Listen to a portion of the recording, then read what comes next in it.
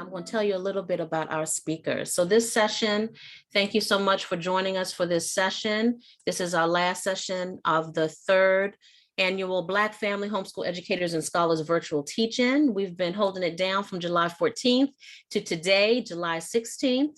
And in this final session, titled Curating Your Child's Learning by Outsourcing for Help, we have two amazing panelists. And so I'm going to talk about our first panelist, or one of our panelists, Tracie Yorke. Tracie Yorke is a researcher, a technologist, an educator, dancer, choreographer, and proud homeschooling mom. She is a passionate advocate for inclusive educational models, STEAM education, and immersive learning technologies.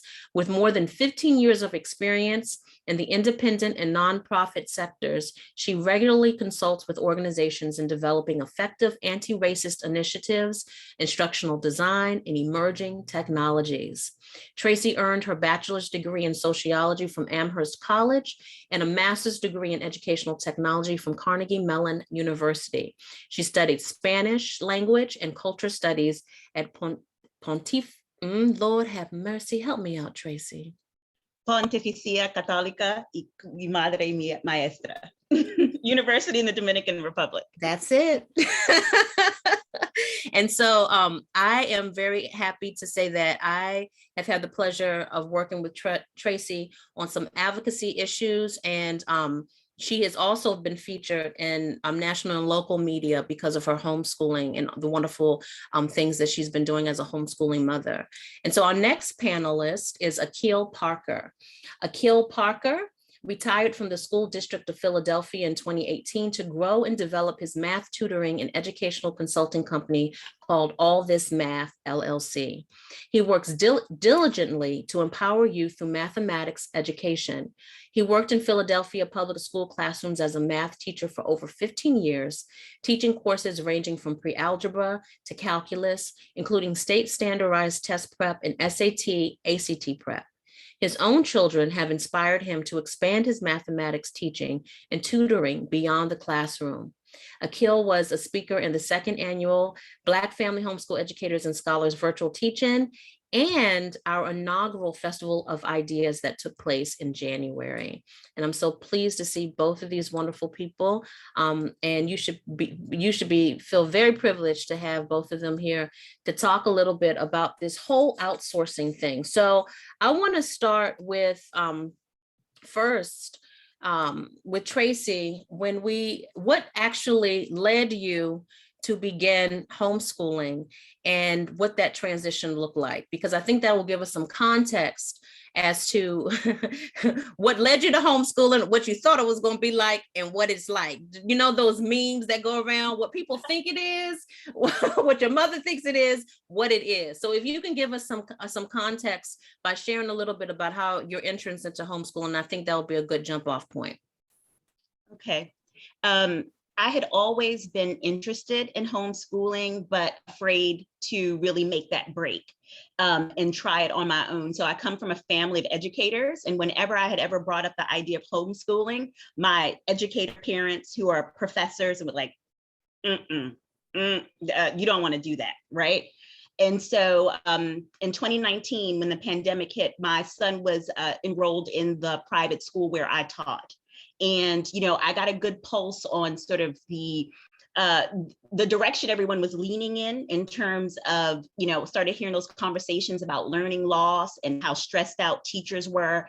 And I said, you know what, I think this might be my opportunity, because this is not the environment that I want to return to. And I really see promise in the pandemic in terms of shifting and having the real conversations that we need to have in education.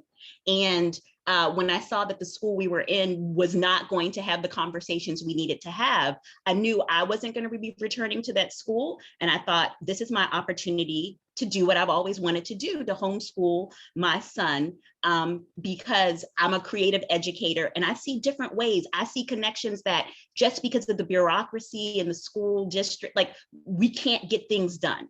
And I'm ready to get them done. And I'm going to use this as an opportunity to do this. And so I switched careers and and was able to have a career where I could work remotely, and started sort of in the summer to start planning out sort of what would be our approach.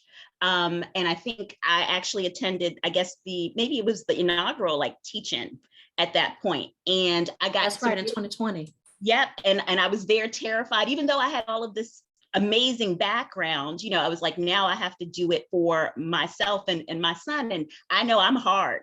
I'm hard with his teacher, so I'm going to be hard on myself as well, because I want him to have the best experience. But I realized, I got some advice in that teaching, and it was you are the curriculum. And I thought, and it was like, before you reach out and do an umbrella school or do anything else, get to know your child again. Take everything that you've learned and kind of put that on hold and reconnect. And that was the best advice. So we started and embarked on what was more of an authentic path for our learning. My son is an avid baker. It skipped our generation. We do have baking in our family, but it skipped our generation. This is a boy who will pick up a recipe book and stay with it all day, and I wasn't counting that as reading. I was missing certain things that were really dear to his heart, and really embarked on a curriculum that focused around cooking and interwove that with all these different subjects, and also sort of allowed me to connect with new resources in the community, and also find resources that really, I can't be an expert in everything. I'm not a great cook. So I really couldn't help him in some of these areas, but he made new connections and brought new resources. And so I'm really excited about helping parents understand and find the resources they need, and not believe that you really now have to become a physics teacher and a writer, and you don't have to become all of those things, but you need to know when to get out of the way and allow others to come in and be able to communicate your values so that it is still consistent with your practice. I think thank you for sharing that, because I think that's a great segue to bring in Baba Akil into the conversation, because Brother Akil, you're not necessarily homeschooling your children right now, but you definitely are a resource to dozens, if not hundreds, of homeschooling families. Am I correct? Correct. And hopefully in the future, I'll be a resource to a whole lot more, and that number will be able to grow exponentially through the YouTube channel, through the All This Math YouTube channel. So, my original kind of initiation, I guess, was just with homeschool collectives local in the Philadelphia area, just from people that I knew that were homeschooling young children. And they reached out to me to see if I could come and teach some math coursework, like on a weekly basis. And that's kind of how I got started with a couple of different collectives. And this was even before the pandemic. But then it kind of grew into me meeting Queen Thais of Liberated Minds Homeschool Collective. And then, so now I've been like working with her in a very structured, format for the last, since like 2021, pretty much with the same group of students, in the different sessions. And I really enjoy that, because it kind of, even though it's virtual and I prefer to be in person, but it kind of, it's that you want to do, because my background is a classroom teacher. I taught in the Philadelphia school, traditional public schools, and also at charter schools for around 16 years. I taught young learners. I've even taught some adult learners in some different programming. And a lot of times there's a lot of hindrances and obstructions to actually just being able to show up and teach.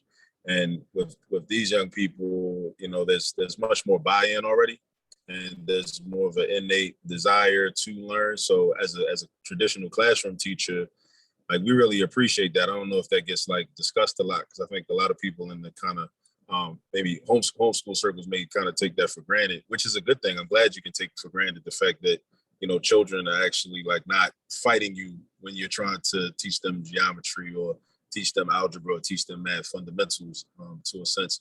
And it's not the children's fault that are in the public schools. I think there's a socialization process which kind of renders them or causes them to believe that math is irrelevant and that they don't really need it. So math becomes like the enemy. And then they're conditioned to also believe that math is too difficult and that they can't do it. So a lot of them buy into that, and they believe that propaganda. you know, that they won't be able to do it. So that you become the enemy. But yeah, so yeah, I've been kind of, different people have outsourced to me the responsibility of teaching math. And I think that, you know, it's important to talk about outsourcing, because generally speaking, like it's one thing if you know, I think most people outsource the complete educational experience to a public school district or a charter school and kind of just say, okay, I'm gonna make sure my children are clean and dressed and I'll get them there on time. Everything else is totally the responsibility of the school district, and loco parentis kicks in. But, you know, so I think now I'm of the mind that that's very problematic, especially considering the context of what the society is like and what these educational systems are meant to do and what they're meant to maintain.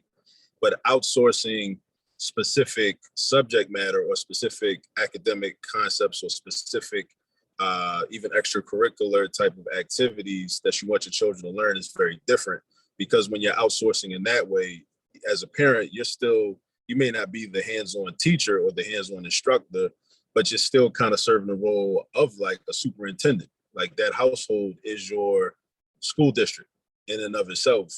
And then you say, okay, well, I need to bring in somebody, or you can think of yourself as a school principal. And you say, well, I need to bring in someone that's going to teach my children algebra, or I'm going to need to bring in someone that's going to teach my children how to solve math word problems. I love how, first of all, let me just say, I love how you even threw in there and you know, you addressed that outsourcing is what we do when we send our child to a school, and we absolve ourselves of all responsibility of their educational pathway because we expect the school to take over. I think that was crucial to hear, and it was a bitter pill to swallow, because I think and you said it, not, you know, with a little bit of judgment, but not that much, I think, even though I know you probably got more judgment inside. But I mean, I think a lot of us have to get to that reality of realizing that for the most part, we did have certain expectations that did not have to do with us taking responsibility of what it is that we could have been doing at home all along before we decided to pull them from the school. That's number one. And number two, I want to address the fact that although you are doing in-person teaching, or not in person, but live teaching virtually with Queen Thais, one of the things that you also have recognized is the importance of having your digital channel. So you have this YouTube channel, and that I don't know if you've already updated your marketplace with this link, but this YouTube channel is off the chain with how instructional it is, and how even if a child wouldn't want to sign up for a class and sit down and be taught by you, they can engage in self-directed learning by watching your videos, because they are instructional, where they would actually learn the math by watching your videos. So I want to ask Tracie, thinking of a resource such as Baba Akil, what are some of what did it take for you to recognize, you know, you gave the story of your son enjoying baking, but Baba Akil's talking about outsourcing as this curation of this learning experience. So he says the superintendent, and yes, you are the person in charge of curating this learning experience. Is there any type of formula that goes into, this will be something that I'll outsource versus something else? Is it based on your child's learning interest? Is it based on your own capacity? Are there things that you've taught yourself how to do so you could be able to teach it versus something you're like, no, I'm going to have somebody else teach it? Can you share with us a little bit about your processing when it came to you choosing to outsource certain subjects outside of baking and those things that you knew inherently you just could not teach? Right. I think largely, you know, I think two things surface for me. The first thing is sort of driven by his level of interest. So sometimes there are just topics that he wants to know that I just don't know enough about, and there's not enough time to upskill. You know, and I have too many questions that I don't understand as well. So, but then also the level of kind of expertise when I see in terms of the resources that may be needed in order to explore. So cooking is a very easy one. At some point, there's limitations in what we can do. So he attends a cooking school where he does an intensive and gets a completely different kind of experience than the one that I could provide here. So I think, his interest, where he's leading me, if it's a new area, but also the level of expertise that I would like him to experience. And one of the things that I think we shared was like, I have a strong interest in technology. So there are a lot of areas where I can figure out resources and really upskill very well. But sometimes part of the learning and the assessment is his ability to interact with someone else on that topic. So I realize you do social studies, you do art, you do all these other things. I want you to have a math conversation.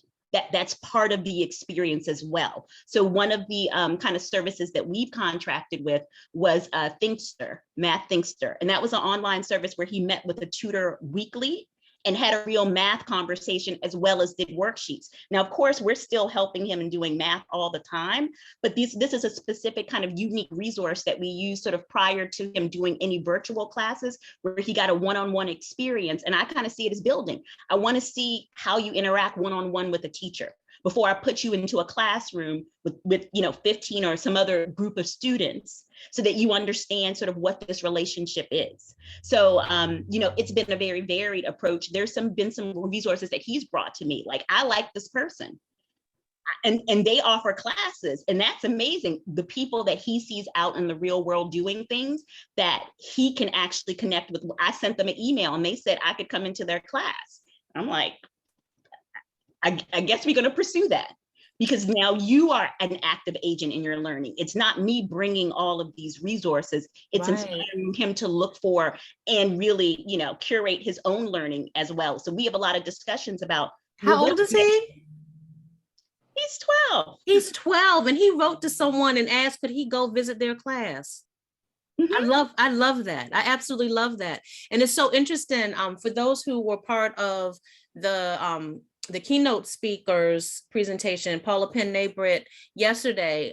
What she talked about was that when she and her husband would have people teach their children, they made a point of having people who were experts in their field, as opposed to people who were not, necessarily. She wasn't looking specifically for people who were trained educators or certified as educators. She wanted people who were experts in their field, and she specifically said because she wanted them to be able to engage without any learned experiences that you may learn as a certified educator, and some of those things that impact the way that Black children are taught. I know that my daughter, we did a lot of the things that when she was younger, that you speak of, Tracie, but I actually recommended dual enrollment to my daughter, taking college courses while she was in high school, as a way to outsource some of these opportunities. She liked to write. I knew in the community college level, she would be part of writing workshops. That's part of that curriculum, is that you take your fiction courses, but you eventually will be in these peer circles for writing. So I was like, if I'm going to pay for somebody to teach her or something to outsource, you might as well get credit for it, because this is something that you skill. So I just want to put that out there, is that when we're talking about outsourcing, we really can be very creative as to what that means and what that looks like. Akil, I know that you speak a lot about math and math literacy in the Black community in particular. Are there ways or recommendations that you have for parents when making the decision to outsource math in particular? I think that this becomes very tricky within our community when so many people have been led to believe that they're not good with math, right? So then the decision is, then how do I make decisions regarding how math is taught to my child? Are there any recommendations that you have for parents when considering outsourcing math during the homeschool journey? So I would say that if you, like, I'm thinking back to the sister earlier, Deanna Willis's presentation, talking about parents kind of being in community with the children and kind of being students at the same time, and how much of an impact that will make in terms of you as a parent gaining understanding of these topics that either you never really understood maybe 20 or 30 years ago when you were in school, or maybe topics that you did know, but like many things, math is very similar. If you don't use it, you lose it. you know, but also kind of like the emotional aspect, or like, I guess like the inspirational or motivational aspect of like a young child seeing their parent get becoming involved in something. But again, it's a time factor. It's a time factor. But I think even if you do outsource, I think I would recommend, if you feel comfortable, and you might not feel comfortable, because it is an issue of comfort zone. A lot of people just try to avoid math like the plague because of some of their personal experiences in math classrooms. And a lot of kind of like, we don't necessarily see the utility of it, but it's tricky because oftentimes you won't see the utility of it until you dive into it and start to really do it. But then that may not ever happen. But I think outsourcing can be important if you're involved in like a homeschool collective, or if you know of some other homeschool parents that have solicited the service of a certain person or a certain group of people, or some online resources, like the sister was saying, like her daughter or her son, I'm not sure, a daughter or her son, like went and found on their own a Japanese instructor. I think that's amazing. I think that's very noteworthy. So maybe they may find someone online. And if you want to, you know, follow along, then I think that could be good. But then I also, now that we're discussing this, I'm thinking of perhaps in some situations, you might want to outsource in the beginning, but then maybe if you are willing to undertake that task of kind of educating yourself, so that you'll be able to support your children with developing some of these math skills specifically, then, or any skill, then maybe you at some point you won't need to outsource. So you may need to outsource in the beginning, but not later on, if you develop the skill set to a certain level. I love the fact that you're bringing that up. Because I will tell you, like with my math journey with my daughter, so I have math phobia and all those things. And it's so funny to me because my mother was actually a mathematician, math teacher, math and science teacher. And that may have to do with, you know, my own issues. But I love the fact that you're saying, Baba Akil, is this, you have a homeschool collective or take recommendations, because I know my personal story with outsourcing, it really was a lot of trial and error that would have been helpful if I had more of a community. I didn't have a community like this when my early days of homeschooling. I really was a little isolated by myself, trial and error, talking to people I know, and, oh, you're good in math? All right, could you be a tutor? And that's not always, just because someone's good in math for themselves doesn't necessarily mean that translates into them teaching your child, right? And also now with COVID and so many teachers leaving public schools, you now have this bombardment almost with people trying to market to you, to try to get you to have your child with them, when a lot of times they're socialized in, you know, I'm not talking about you, Baba Akil, because you got a whole Pan-African consciousness that's out of this world. I'm not speaking of you, even though you were in the public school system, but a lot of folks who have a lot of the same values within the public school system that are now trying to teach your homeschool child. And if you're new to homeschooling, you are under the belief that this is something that is a positive thing, when in fact, both you and the instructor have not deschooled enough to understand what the possibilities that can exist in this learning dynamic, right? And so that's why it's so important. And I know folks are sick of me. I really don't care, but I'd want to acknowledge that I know that people are sick of me in our resource group, because one of the things that I will not have are people just randomly advertising when there is not a respect for the community and the culture that homeschooling is. So there is a culture that exists. There's an understanding that homeschooling is not a replication of a traditional school setting. So if you, coming from a traditional school setting, are trying to replicate that and lure children that are homeschooled, that's anti what the purpose of my organization is. And so a lot of outsourcing requires you to be in alignment with what your values are, so that when you're seeking folks to teach your child, you have to have an idea of what are some outcomes that you want from this experience. So Tracie, talk a little bit about what that process was like for you, and especially you coming from traditional school settings, understanding what you have been trained to think about learning, to now as a homeschooling parent, what now learning looks like for your child and you as a curator of their learning experience. Right. I think, we often get lost in the amazing freedom that we have. You get this opportunity and then you fall right into suit into how you learned. And you really have to stop yourself and you really have to think about what your values are.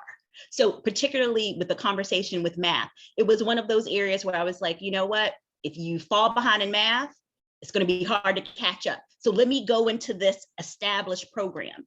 And then my kid would look at me and be like, I hate doing worksheets. Like, Mom, I hate them. And I was like, wait a minute, but all this cooking, you're doing all this math, you're doing division, you're doing multiple, you're doing all of this here. And I had to start making some sheets, but I also had to change my approach and realize everything is inherently interdisciplinary. And I don't subscribe to any curriculum that only teaches that curriculum. If all you're going to do is do a math problem on the board, but you can't contextualize it in society, in an activity, in something else, that's not our approach. And that really helped to eliminate that. Then there's a lot of curricula that you can just rule out right there. If you're not emphasizing the trying and not just the answer, if none of it can be collaborative, we have family math nights where we were looking at Egyptian numerals and like we're starting to explore everything in a very different way. So if your idea is just to replicate the school, like you actually don't want to do anything different, you just want to do what they do at school at home, that's not what we're talking about. And that that's not an experience, I can speak to. But when you shift your mindset and you start to do this, as you look at different vendors or sites that you're going to use, your values start to surface and you know what you're looking at. And you start to have those kind of conversations and you self-correct. There are programs that we got halfway through and I was like, wow, I paid $30 for this, but we're not going to continue with this. Or you don't no longer have to go back to that class. And then there were teachers who pushed me and changed my whole idea about things. So I think you should feel like you're iterating and you should be modeling that for students, that they can come to you and tell you, this is not working. And we can redirect, but don't think just because you got something and it's halfway through the year that like, you just got to finish it up. You don't have to finish it up. Change, get something else that's working and take it slow. They're deep concepts. And if you can really establish those foundations, you'll be amazed because your kids will start pointing you in the directions that they want to go in. They don't need your guidance in that way, but they need your openness. So that was really key for us. So I scrapped the traditional math curriculum. We had something going on in the background, but we focused on creating math moments where we focus on central concepts and we look at how they relate to the real world. And especially the same thing in reading. There's not a standard reading curriculum. You're reading these books. You're reading books that interest you. And then we're connecting them to those other skills that I see that you need to develop. So, it isn't for the faint of heart in terms of just thinking you can take something off the shelf. But when you actually see your child starting to tell you things and make connections, that's the payoff and the excitement. As opposed to a grade or you checked off some standards. I love that. I love the fact that you are looking at outcomes as being, and that there are different models of assessment and that learning is taking place, even if there's not a test or a grade involved. Baba Akil, I would love to know from you, as somebody who is often the person that's contacted as folks are outsourcing math, what are some things that you would like parents to know before they enroll their children in your live math courses? And I ask this question as someone who, I used to be the director of education for a media organization where I specifically created programs knowing that some of the children that would be in the program were homeschool children. I wanted to be accessible to homeschool children. And I got the dreaded situation where you have an age range of what you think that this information is for, and someone signs their child up who was years below the age range of your program. And so you have to kind of respond to that. So that's me projecting and sharing an experience of someone outsourcing something that I taught. Can you share what you would like parents to know who would come to you for math, what you would like for them to know before enrolling their child in your program? So I guess when you say my program, I haven't really developed anything that can be like comparable to like what Queen Thais has with Liberated Minds Homeschool Collective. So in terms I guess of that, your classes, not your program, your classes. So my class is like so I guess just knowing what it is that you really, this kind of sounds strange to say when you hear it, but knowing what you want your children to learn, because a lot of people, even myself as a parent, were conditioned to just kind of, again, we outsource to the school system completely. So we say, okay, well, I'm going to send you to school, and the school the school district and the school itself will have the sole responsibility of making all of those decisions, right? So having an idea of like what you would like them to learn to an extent, but then now I kind of just have an idea of my own of like what I want young Black children to be able to do and what type of skills I would like for them to be able to have. And that's based upon what type of future I think that we need as a collective and as a people. And I think of, people like ancestors such as Dr. John Henrik Clarke, who discussed the purpose of education, which is for young children to become a responsible handlers of power. So if we need for them to be responsible handlers of power, then, me as a math teacher, I have to keep that in mind, and that has to inform anything that I'm going to offer to them. So these are just, but in terms of like, from a parent's point of view, just having an idea of like what do you want for your child, and also what's the end game? Like, if your child is 6 right now, what position, what body of knowledge, what type of understanding or comfort with mathematics would you like for them to have 5 years from now or 10 years from now? Long-term goals, because then we can kind of reverse engineer what you want, for the end goal or the end result, and then back map it and say, okay, well, right now, this is where we need to start, where we would like to start, so that hopefully we'll end up, at that result. But keeping in mind, like the sister is saying, that, we may try one method and it may not work. So we may have to scrap it and then we start over. And I think that's part of the beauty of homeschooling, is that it's like parenting. Like it creates more of a parallel between education and parenting, where with parenting, we try certain methods with our children to try to just instill certain values in them and teach them certain things, and it may not work. Like, we may, you try to potty train your child at the age of 2 and a certain method doesn't work. And so, okay, well, this didn't work, so we can scrap this, let's try something different. And we can do that with education as well, especially because you have more time and you're starting early and you have a much more hands-on approach to it as well. So you may not feel as stressed if you think about it like that. I'm sorry, go ahead. Well, I was just saying, does that answer the question? That does answer the question, because I think that I love how you think, because you definitely give an example of the micro and the macro, and I appreciate that. And what I wanted to say, and what your share really sparked was this. What I would ask parents to consider also, because you talk about what is it you want the outcome to be? What do you want them to do with this? Why are you enrolling them in this? And it speaks to what Tracie's talking about with these values, right?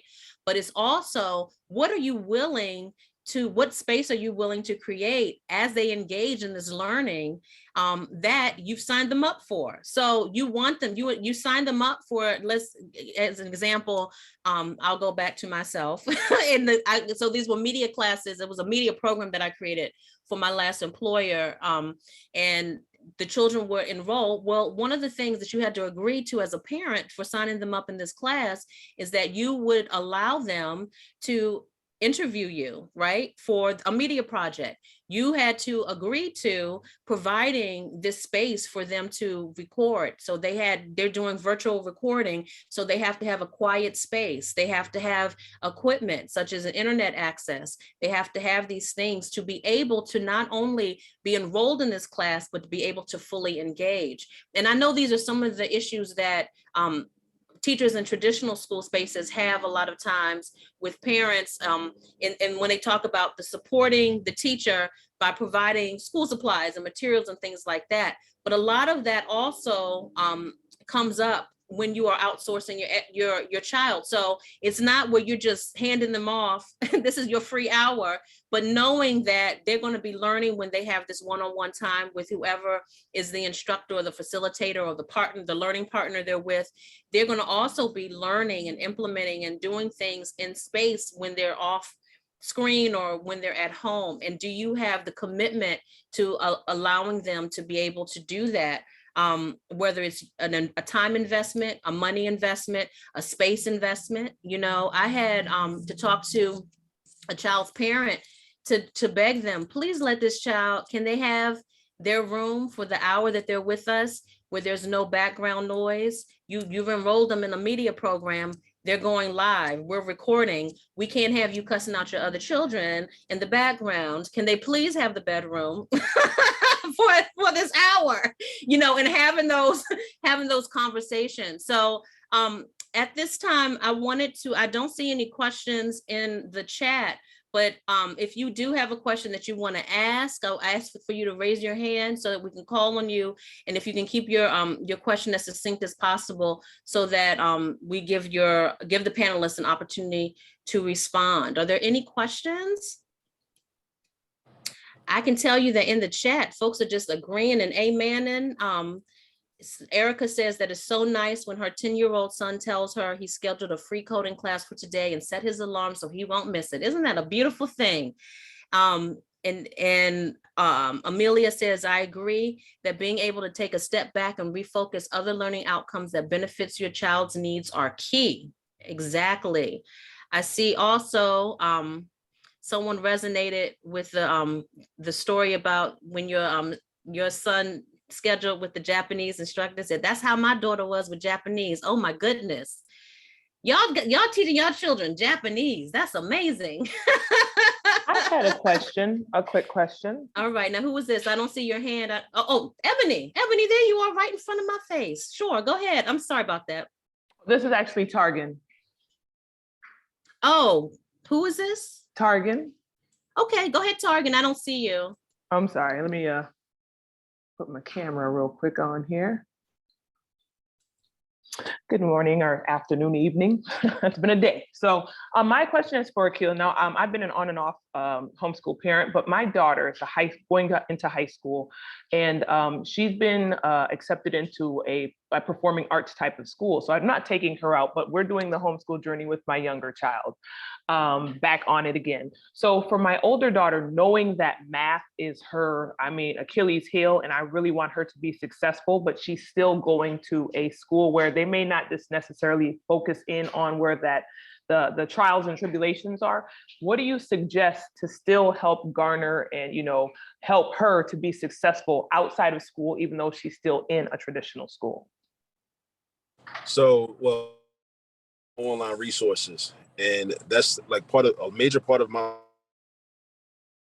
YouTube channel and my YouTube for students like your daughter, because I really want for the All This Math YouTube channel to be a go-to location for young people and also parents alike, parents that want to get refreshers so that they can be able to support their children more in a more hands-on way, so that they won't necessarily need to outsource as much with math support. I want that to be a space where they can, go for that. But in the meantime, like I have some content up, but there's a lot of resources online, and perhaps just because I'm sure she'll be taking math courses in her school, and just to like supplement like whatever the teacher has given her, she can go to the online content and really become like somewhat of an autodidactic. So, and I think that could be helpful in terms of her college experience and getting prepared for her college experience, where there may be professors that aren't really good teachers, and, they're kind of, she may have math courses on the college level where the professor just kind of just writes problems on the board and just kind of, it's almost like they're doing the problems just so they can say that they're practicing problems for their own benefit. They're not explaining steps. Very common. Yes. They're not doing a conceptual breakdown of, okay, well, why does this even work? Or, even step by step, even explaining the steps of the algorithm that they might be using to complete a certain problem. So if she's doing it on a high school, she can start doing that on a high school level, kind of taking ownership of her understanding of mathematics. That'll really, give her a head start for the next level. Because in the next level, unfortunately, a lot of students are on their own. And I want to jump in, Akil, because Ebony asked the question. She would love to hear more about your classes and Tracie's experience with Thinkster, and so that we can get a final question. And I want you to talk about your class, but I would like for you to speak of them and what you just talked about in terms of how your classes, your live classes, as well as the ones that you offer through your YouTube channel, what it is about your classes that you think are responding to this homeschool culture, and these needs that you're seeing a lot of the children that are coming to you that they have when it comes to math literacy. So it's, it's based on traditional curricula that you may see in the public or charter school system, but also I'm just trying to really break things down, not only in a procedural method, but in a conceptual method. That's one part of it. So that's kind of the mathematics part, but there's a whole framework that I've been working on that I call hystematics, where I'm very intentionally combining mathematics with history, but not just history, but political science, cultural studies, and cultural awareness. Because one of the things that we find in the STEM fields is that we have Black people that are brilliant, that may excel in mathematics, may excel in the sciences, but they're not culturally grounded. They don't have any real, a lot of us don't have any real grounding in our culture. And in we lack political awareness. We lack the type of political education that the Black Panther Party was trying to offer to the people in the 1960s and the 1970s, and other organizations that have been about the uplift of our race, that they were about as well. So what I try to do also in the videos is kind of just expose people to different exemplars, such as maybe Assata Shakur or Ida B. Wells, who's share a birthday today, as incidentally. So, but while I'm, while being a Black man teaching math, going over an example, dealing with the quadratic formula. So, and I think I think part of that influence has come from my kind of hanging out with homeschool people, where we don't just where there's like this decompartmentalization of subjects and subject matter, where we blur the lines. And I think the lines need to be blurred, because in the school system, in school systems that I attended as a student and also I worked in as a teacher, a lot of time is wasted and a lot of energy is wasted in terms of duplicating efforts when, like the sister's talking about, her son loves to cook. When she first mentioned that, when I think of a cookbook at this stage that I'm at, I think of a cookbook as a math textbook, because of all the mathematics and the calculations that have to be done in order to actually get the recipe correct. And it reminds me of a class that I took in Philadelphia years back that was affiliated with a museum, the Wagner Free Institute of Science, that kind of caters to a lot of homeschool families in the Philadelphia area. And there was a course held at St. Joseph's University, and it was called Physics and Chemistry in the Kitchen. And when I saw the title of this course, I was very intrigued by it, and I took the course. And it was a very decent course, in the fact that I never saw my kitchen the same way again. So now, after that course, and while taking that course, I started to see my kitchen as a scientific laboratory, because that's how the professor kind of broke that down. Like, every time you're using an oven, a convection oven, there are chemical reactions that are taking place physics is taking place. Different types of foods are changing from solid to liquid to gas, and maybe from gas to liquid to solid, and all these different types of things. And there's calculations that are taking place as well. Mm-hmm. So that's what I'm trying to bring and on the All This Math YouTube channel. And I'm becoming more creative with offering, like, you know, intensives and like boot camps. I mean, I want to call them boot camps, but and just kind of focus and zero in on some things that I think really need to be focused in on, such as math word problems. I know that, and I think that one of the major issues is that with people not believing in the relevancy of mathematics is because you get the relevancy from doing the word problems. But oftentimes we don't get to the word problems in traditional school settings because the word problems really require you to have that foundational understanding of the technical aspects of the mathematics. And also with the textbooks, and I can say this from my own experience with my own experience in the classroom as a teacher, oftentimes you don't get to the word problems. And if you have somewhat of a fear as a teacher, if you have somewhat of a fear of word problems, because maybe when you were a student, you didn't really like to deal with the word problems, then you may not jump at the opportunity to try to teach your students how to do word problems. And also the word problems are at the end of the section. So it's like, well, I showed them how to solve this type of equation. Now, instead of going over the word problems, because we know that's going to take more time, because that not only involves them having a solid foundation in the mathematical concepts, but now we're talking about reading. And that's another thing. A lot of reading issues kind of are hidden or they're misunderstood as math issues, when really they're reading comprehension issues. And it doesn't mean that the children or the young people don't really understand how to read. They have literacy issues, but math also is a language in and of itself. And so math has its own language, its own vernacular. And we sometimes have to know, like, contextually, what did these words from the English language mean in this math problem? Because they might mean something very different in this math problem than what they mean in typical conversation like we might be having right now. Mm-hmm.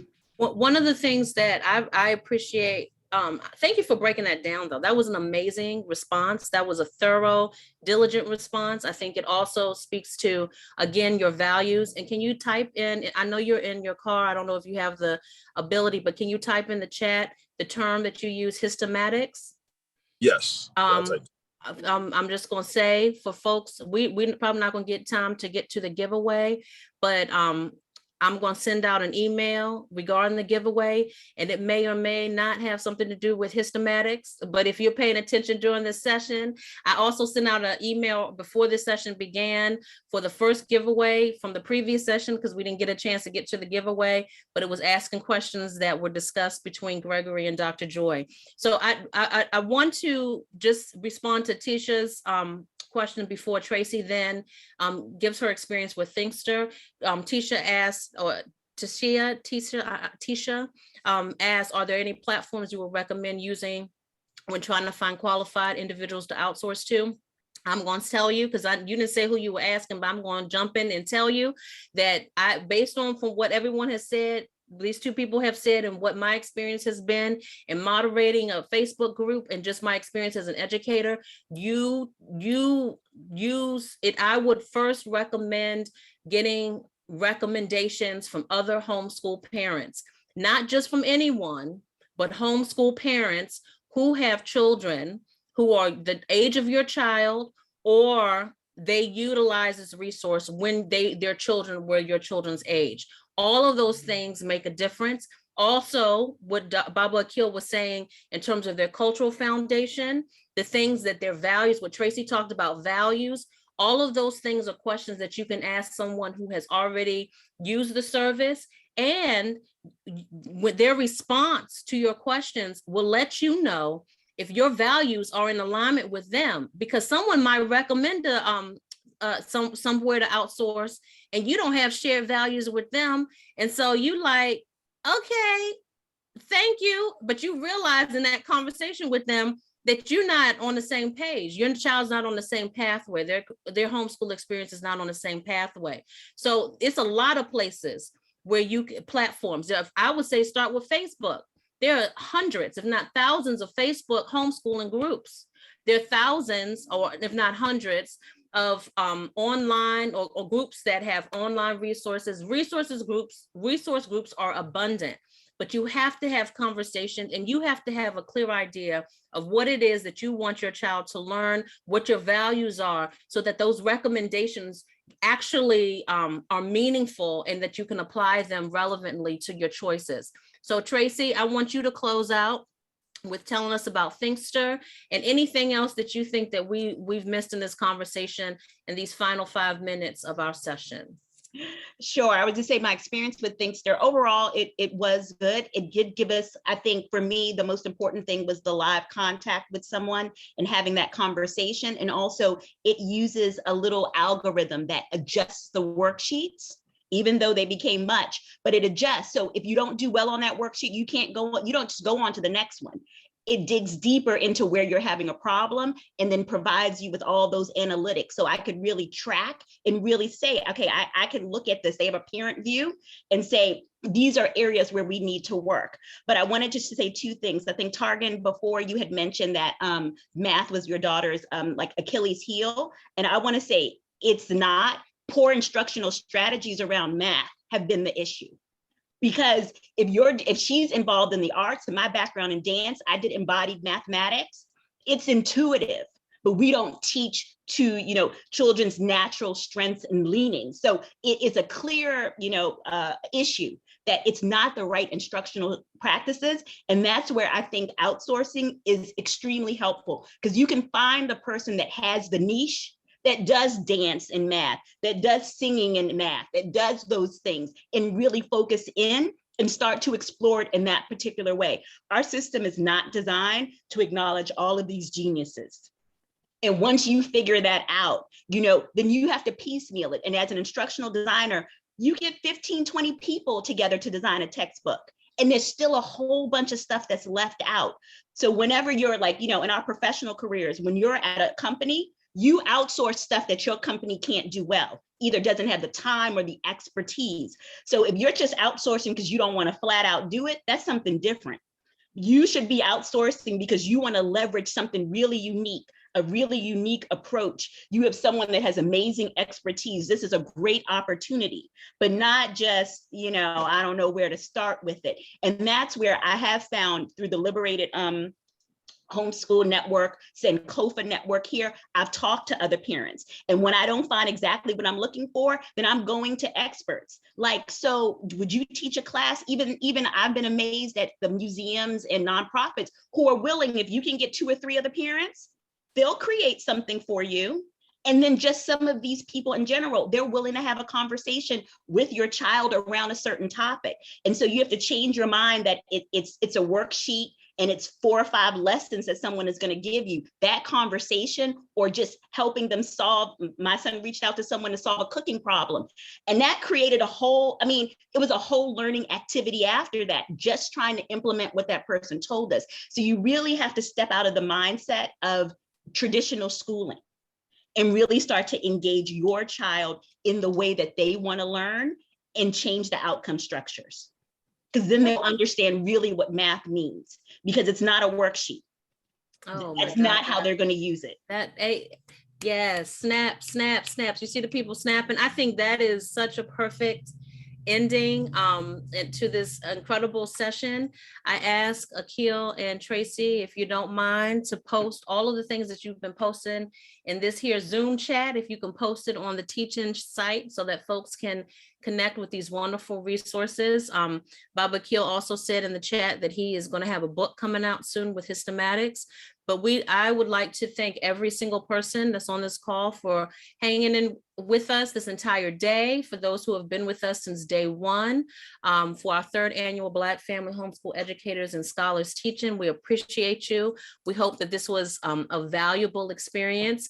Unlike last year, we're not going to have an official closing, but I would love for you to put in the group chat any of the sessions that you've participated in over the span of these 3 days that really stood out for you. If you have any questions, I will try to take a look at the questions that you post and make sure that the appropriate speaker gets wind of your question if they're not directly on the site, but I'd like to thank you.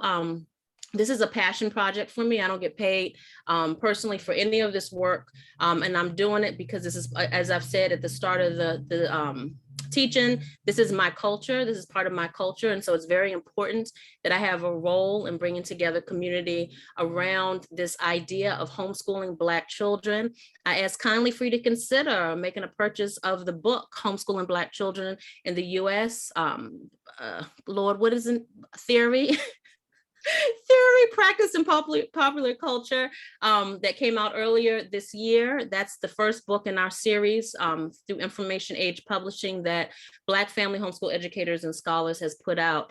And again, I thank you so much for your time, and please go out and enjoy the rest of your wonderful weekend. Thank you, everybody. Bye-bye.